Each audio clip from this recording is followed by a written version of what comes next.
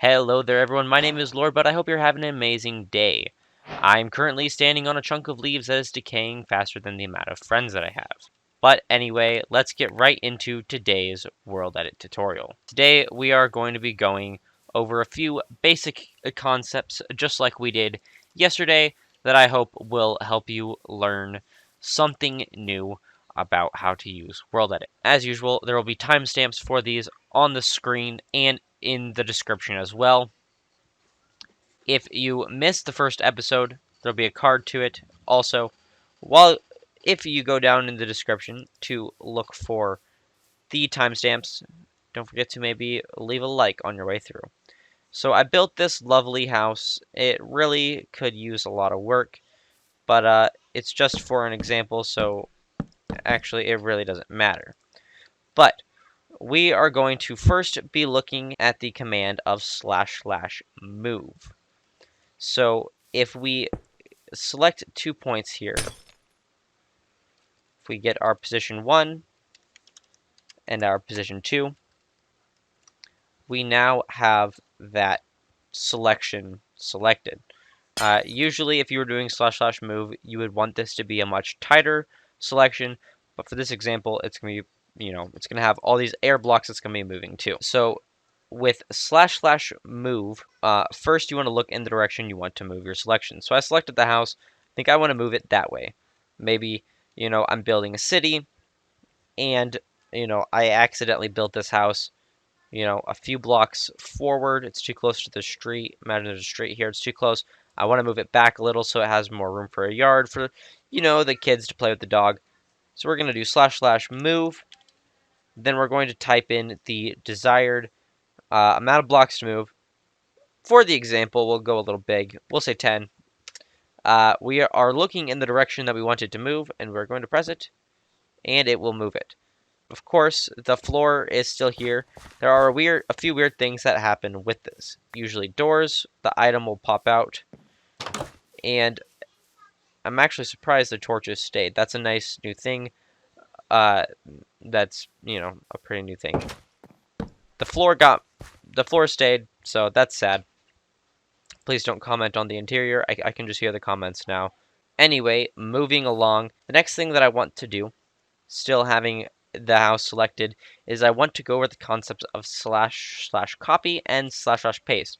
Now, this is one that a lot of my friends have had a hard time wrapping their mind around the way that it works. And it's actually really simple.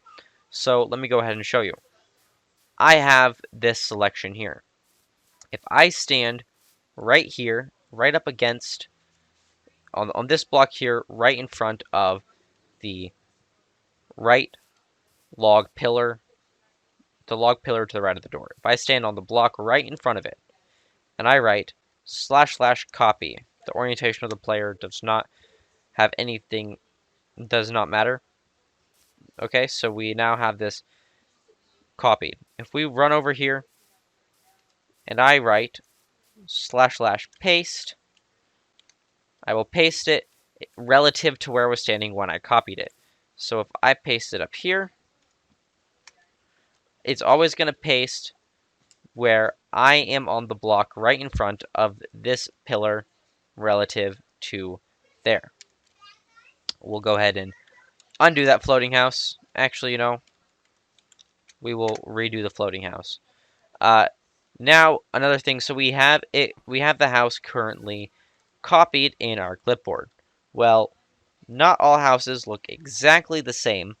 So one thing we may want to do is we may want to do rotate //rotate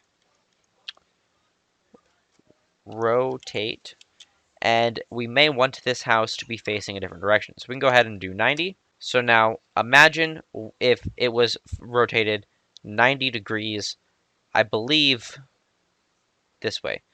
So if we stand over back here and we do //paste, keep in mind where you were when you copied it in the first place. There, now it's rotated. We can rotate it another 90 degrees, and we can paste it again. There we go. Now, keep in mind, the way we selected this, there are still air blocks around it. So if I go like this, or if I try and paste it right here,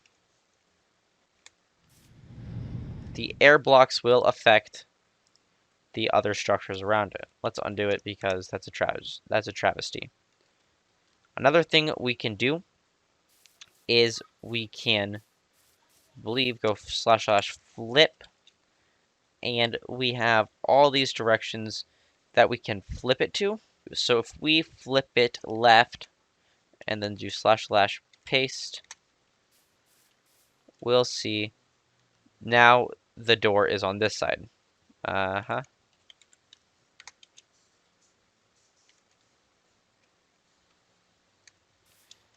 There we go. So now we can kind of add some, I guess, variation in the neighborhood. Keep in mind where the air blocks are. We can go ahead and add, oh, here's a nice example of what to look for. We did it on this pillar. Well, the thing is, this pillar is actually now this pillar. So, yeah, that's a thing. So we kind of want to go all the way like over here. And then we can paste it. And there we go. So you can kind of rapidly build neighborhoods with very similar houses. Another thing we can do, we can also do something like up. This will be very nice, and we're going to go ahead and copy this one. We'll put it up here onto the pink cube. We can do / paste, and there we go. We get the house upside down. Now, we can see here a good example of why that's not a very great idea, because of things like stairs. Yeah, undo, rip my cube, and the reason it indented it is because it still saw us at that particular position of the pillar, which would be these two air blocks right here. Keep that in mind. Another great thing, if we go ahead and flip it back upright, we can actually, if we can rotate it at something like 45, and this is not recommended. It even says there, note, interpolation is not supported, so angles and multiples of 90 is recommended. So we'll actually get something very nice, very interesting if we try and paste it. It'll try its best to rotate it at a 45-degree angle, which, depending on how you build it, can be kind of cool. For simpler things, that could be very interesting. If we were to go ahead and make a cube of glass, copy the selection right there, and then let's rotate at 45 degrees, and then paste it. We can get something very cool like this. Sometimes there'll be weird like issues, but hey, check it out. It's a cube on an angle. Not recommended, but definitely cool. All right, so now we know all about copy, paste, move, rotate, all those things. There's a few more things that we want to know how to do that will definitely be helpful.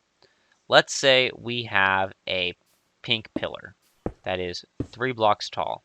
Let's say we want I don't know, I guess a pink wall that way.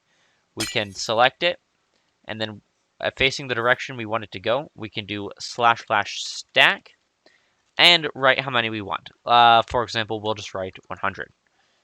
Enter, and there we go. It will stack that 100 blocks. So this should be a 101 block long pink stained glass wall.